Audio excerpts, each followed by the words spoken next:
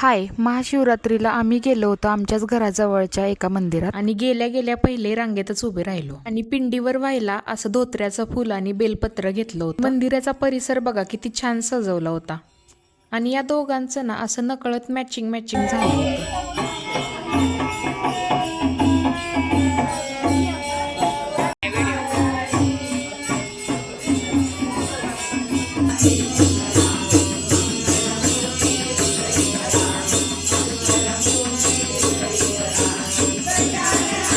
हे सगळं बघून ना मन खरंच खूप प्रसन्न झालं होतं आणि नंतर मग आमचा नंबर आलाच शेवटी देवाच्या पाया पडायचा. मग मीही आधी पाया पडून घेतलं आणि नंतर वर्धनलाही एक हातात बेलपत्र दिलं आणि ते पण त्याला व्हायला सांगितलं. मग आम्ही दोघांनी पण पाया पडून घेतलं. माझ्या वर्धनचा जन्म ना सोमवारीच झालाय आणि वर्धन या नावाचा अर्थ सुद्धा महादेवांचा वरद हस्त असाच होतो. म्हणून ना मला खास ना त्यालाच मंदिरात आणायचं होतं पाया पडायला.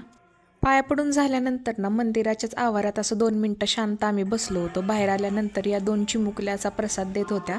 मग आम्ही प्रसाद खात खात ना तिथून एका दुसऱ्या मंदिरात गेलो आणि तिथं पण ना आम्हाला खरंच खूप छान दर्शन मिळालं. एवढी गर्दी नव्हती पण त्याही गाभाऱ्यात आम्ही 2 मिनिटं बसलो होतो शांत. मग इथून पण प्रसाद घेऊन ना घराकडे निघालो आणि वाटेत गुरुदेव दत्तांच्या मंदिरातून ना आशीर्वाद घेऊन मग घराकडे गेलोच. चला भेटू नेक्स्ट व्लॉगमध्ये, तोपर्यंत बाय.